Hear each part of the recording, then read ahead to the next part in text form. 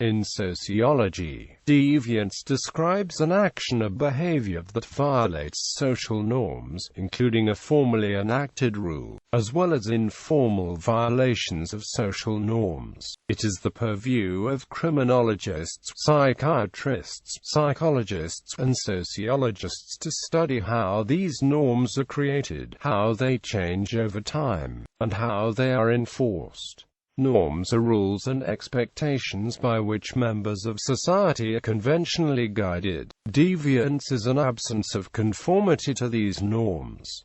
Social norms differ from culture to culture. For example, a deviant act can be committed in one society that breaks a social norm there, but may be normal for another society. Viewing deviance as a violation of social norms, sociologists have characterized it as any thought, feeling, or action that members of a social group judge to be a violation of the values or rules of group conduct, that violates definitions of appropriate and inappropriate conduct shared by the members of a social system. The departure of certain types of behavior from the norms of a particular society at a particular time, and violation of certain types of group norms where behavior is in a disapproved direction and of sufficient degree to exceed the tolerance limit of the community. Deviance can be relative to place and time because what is considered deviant in one social context may be non-deviant in another. Killing another human is considered wrong, except when governments permit it during warfare or for self-defense. Deviant actions can be mala in share mala prohibita. Theories.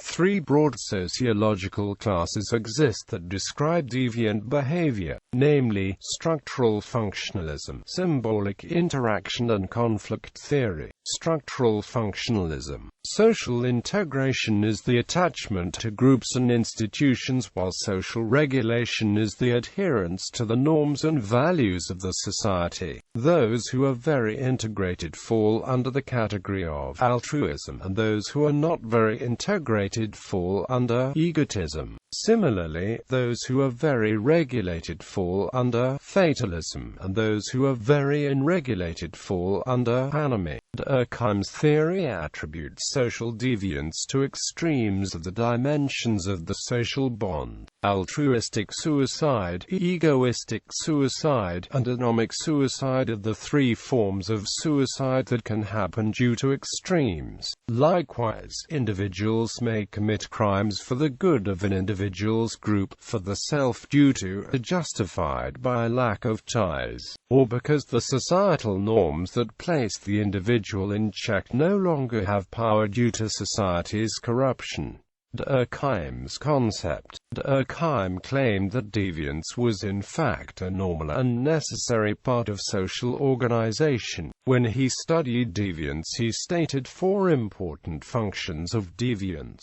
Deviance affirms cultural values and norms. Any definition of virtue rests on an opposing idea of vice. There can be no good without evil and no justice without crime. Deviance defines moral boundaries. People learn right from wrong by defining people as deviant. A serious form of deviance forces people to come together and react in the same way against it. Deviance pushes society's moral boundaries, which in turn leads to social change. Merton's strain theory. Robert K. Merton discussed deviance in terms of goals and means as part of his strain anomy theory, where Durkheim states that anomy is the confounding of social norms. Merton goes further and states that anomy is the state in which social goals and the legitimate means to achieve them do not correspond. He postulated that an individual's response to societal expectations and the means by which the individual pursued those goals were useful in understanding deviance.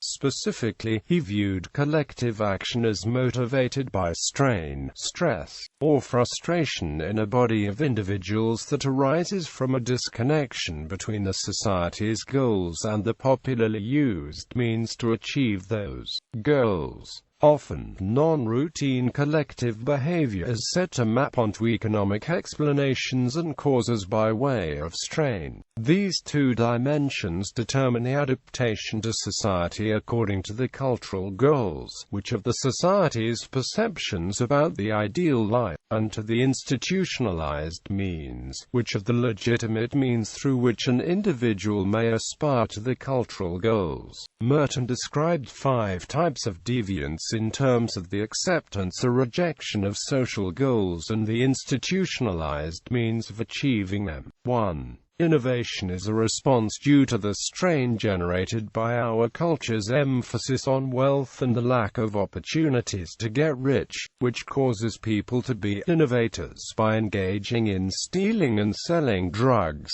Innovators accept society's goals, but reject socially acceptable means of achieving them.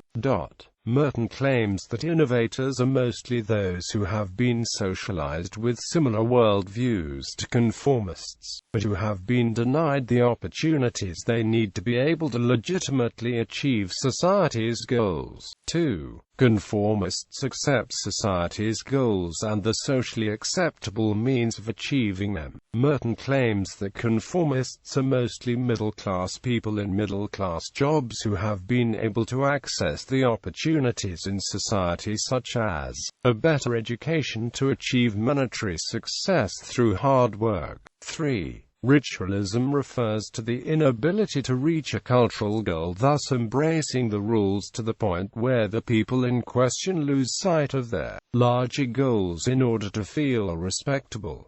Ritualists reject society's goals, but accept society's institutionalized means. Ritualists are most commonly found in dead-end, repetitive jobs, where they are unable to achieve society's goals but still adhere to society's means of achievement and social norms. 4. Retreatism is the rejection of both cultural goals and means, letting the person in question drop out. Retreatists reject the society's goals and the legitimate means to achieve them. Merton sees them as true deviants, as they commit acts of deviance to achieve things that do not always go along with society's values. 5. Rebellion is somewhat similar to retreatism, because the people in question also reject both the cultural goals and means, but they go one step further to a counterculture that supports other social orders that already exist. Rebels reject society's goals and legitimate means to achieve them, and instead creates new goals and means to replace those of society, creating not only new goals to achieve but also new ways to achieve these goals that other rebels will find acceptable. Symbolic interaction. Symbolic interaction refers to the patterns of communication, interpretation and adjustment between individuals. Both the verbal and non-verbal responses that a listener then delivers are similarly constructed in expectation of how the original speaker will react. The ongoing process is like the game of charades, only it's a full-fledged conversation. The term symbolic interactionism has come into use as a label for a relatively distinctive approach to the study of human life and human conduct. With symbolic interactionism, reality is seen as social, developed interaction with others. Most symbolic interactionists believe a physical reality does indeed exist by an individual's social definitions, and that social definitions to develop in part a relation to something real. Quote, "People thus do not respond to this reality directly, but rather to the social understanding of reality. Humans therefore exist in 3 realities: a physical objective reality, a social reality, and a unique. A unique is described as a third reality created out of the social reality, a private interpretation of the reality that is shown to the person by others. Both individuals and society cannot be separated far from each other for 2 reasons. One being that both are created through social interaction, and 2. One cannot be understood in terms without the other. Behavior is not defined by forces from the environment such as drives or instincts, but rather by a reflective, socially understood meaning of both the internal and external incentives that are currently presented. Herbert Blumer set out three basic premises of the perspective. Humans act toward things on the basis of the meanings they ascribe to those things. The meaning of such things is derived from, or arises out of, the social interaction that one has with others and the society. These meanings are handled in and modified through an interpretative process used by the person in dealing with the things he/she encounters. Sutherland's differential association. In his differential association theory, Edwin Sutherland posited that criminals learn criminal and deviant behaviors and that deviance is not inherently a part of a particular individual's nature. When an individual's significant others engage in deviant and/or criminal behavior will be learned as a result to this exposure. Also, he argues that criminal behavior is learned in the same way that all other behaviors learn, meaning that the acquisition of criminal knowledge is not unique compared to the learning of other behaviors. Sutherland outlined some very basic points in his theory, including the idea that the learning comes from the interactions between individuals and groups, using communication of symbols and ideas. When the symbols and ideas about deviation are much more favorable than unfavorable, the individual tends to take a favorable view upon deviance and will resort to more of these behaviors. Criminal behavior, as with any other sort of behavior, is learned. Some basic assumptions include learning in interaction using communication within intimate personal groups, techniques, motives, drives, rationalizations, and attitudes are all learned. Excessive definitions favorable to deviation. Legitimate and illegitimate behaviors both express the same general needs and essential values. One example of this would be gang activity in inner-city communities. Sutherland would feel that because a certain individual's primary influential peers are in a gang environment, it is through interaction with them that one may become involved in crime. Neutralization theory. Gresham Sykes and David Matz's neutralization theory explains how deviants justify their deviant behaviors by providing alternative definitions of their actions and by providing explanations to themselves and others for the lack of guilt for actions in particular situations. There are 5 types of neutralization. Denial of responsibility. The deviant believes he was helplessly propelled into the deviance and that under the same circumstances, any other person would resort to similar actions. Denial of injury. The deviant believes that the action caused no harm to other individuals or to the society, and thus the deviance is not morally wrong. Denial of the victim. The deviant believes that individuals on the receiving end of the deviance were deserving of the results due to the victim's lack of virtue or morals. Condemnation of the condemners. The deviant believes enforcement figures of victims have the tendency to be equally deviant or otherwise corrupt, and as a result, are hypocrites to stand against. Appeal to higher loyalties. The deviant believes that there are loyalties and values that go beyond the confines of the law. Morality, friendships, income, or traditions may be more important to the deviant than legal boundaries. Labeling theory. Frank Tannenbaum and Howard S. Becker created and developed the labeling theory, which is a core facet of symbolic interactionism, and often referred to as Tannenbaum's dramatization of evil. Becker believed that social groups create deviance by making the rules whose infraction constitutes deviance.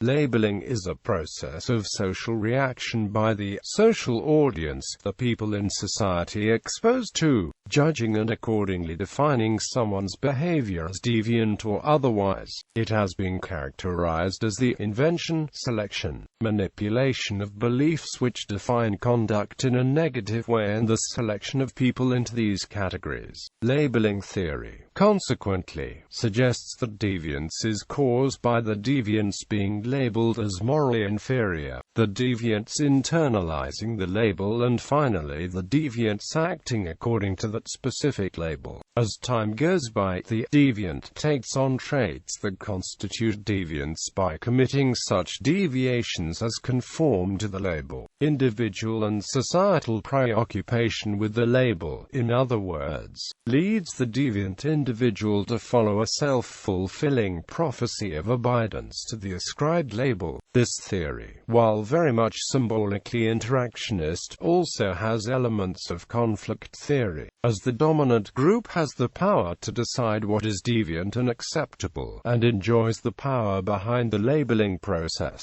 An example of this is a prison system that labels people convicted of theft, and because of this they start to view themselves as by definition thieves, incapable of changing. For this point of view, as Becker has written, deviance is not a quality of the act the person commits, but rather a consequence of the application by others of rules and sanctions to an offender. The deviant is one to whom the label has successfully been applied. Deviant behavior is behavior that people so label. In other words, behavior only becomes deviant or criminal if defined and interfered as such by specific people in specific situation. Quote, "It is important to note the salient fact that society is not always correct in its labeling, often falsely identifying and misrepresenting people as deviants, or attributing to them characteristics which they do not have. In legal terms, people are often wrongly accused, yet many of them must live with the ensuing stigma for the rest of their lives." On a similar note, society often employs double standards, with some sectors of society enjoying favoritism. Certain behaviors in one group are seen to be perfectly acceptable, or can be easily overlooked, but in another are seen, by the same audiences, as abominable. The medicalization of deviance, the transformation of moral and legal deviance into a medical condition, is an important shift that has transformed the way society views deviance. The labeling theory helps to explain this shift, as behavior that used to be judged morally are now being transformed into an objective clinical diagnosis. For example, people with drug addictions are considered sick instead of bad.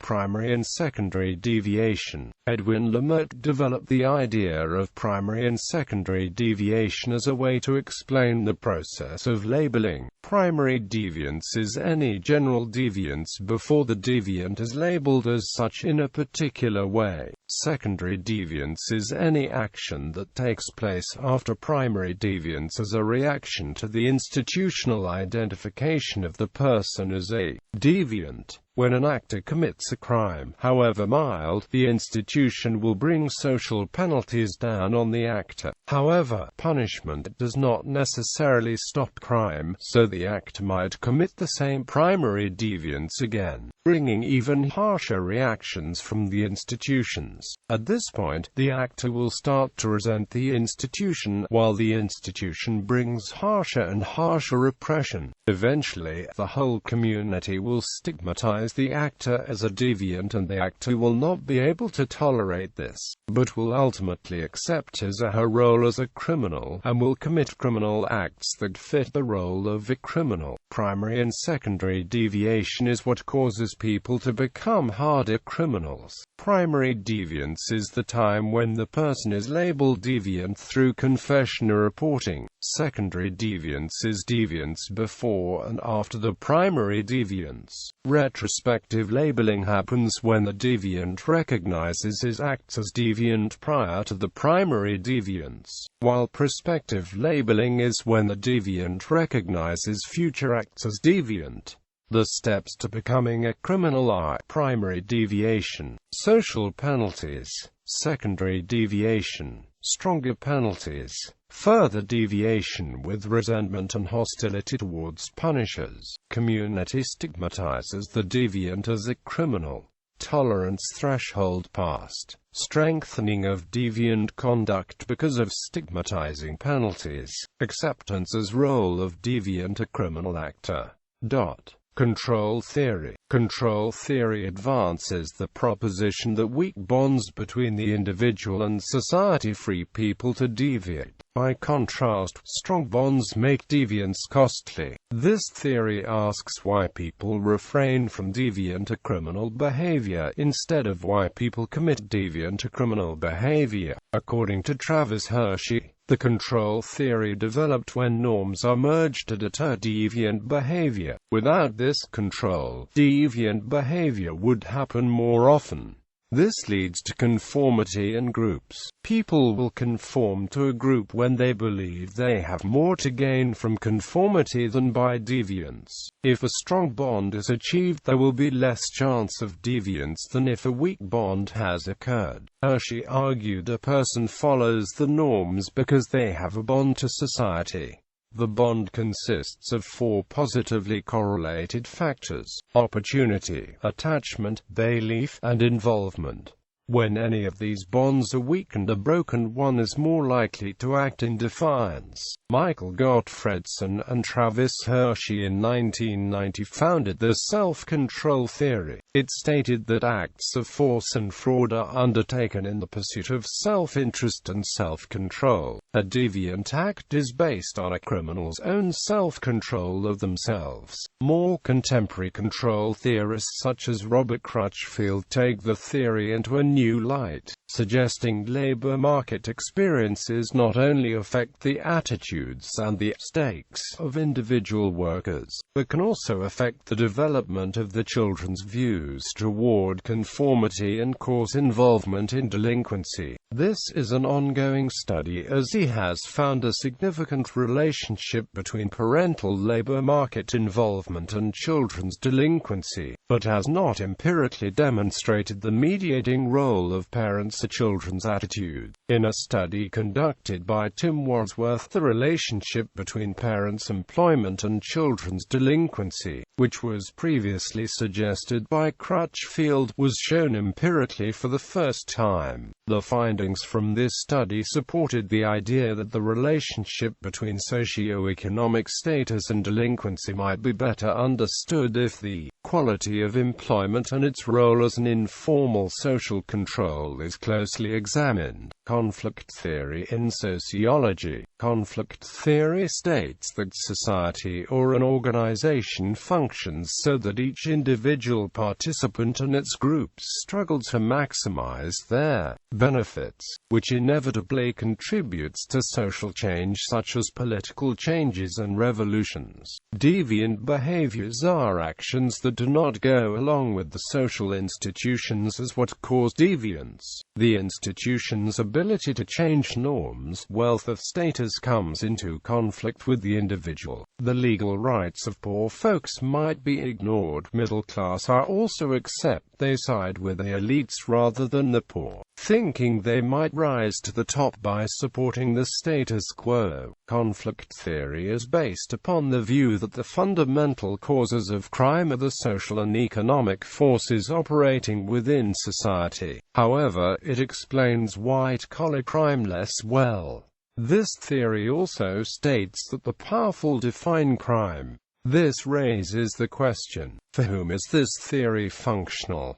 In this theory, laws are instruments of oppression, tough on the powerless and less tough on the powerful. Karl Marx. Marx did not write about deviant behavior, but he wrote about alienation amongst the proletariat, as well as between the proletariat and the finished product, which causes conflict, and thus deviant behavior. Many Marxist writers have the theory of the capitalist state in their arguments. For example, Stephen Spitzer utilized the theory of bourgeois control over social junk and social dynamite. George Rutcher was known to present analysis of different punishments correlated to the social capacity and infrastructure for labor. He theorized that throughout history, when more labor is needed, the severity of punishments decreases and the tolerance for deviant behavior increases. Jock Young, another Marxist writer, presented the idea that the modern world did not approve of diversity, but was not afraid of social conflict. The late modern world, however, is very tolerant of diversity, but is extremely afraid of social conflicts, which is an explanation given for the political correctness movement. The late modern society easily accepts difference, but it labels those that it does not want as deviant and relentlessly punishes and persecutes. Michel Foucault. Michel Foucault believed that torture had been phased out from modern society due to the dispersion of power. There was no need anymore for the wrath of the state on a deviant individual. Rather, the modern state receives praise for its fairness and dispersion of power, which, instead of controlling each individual, controls the mass.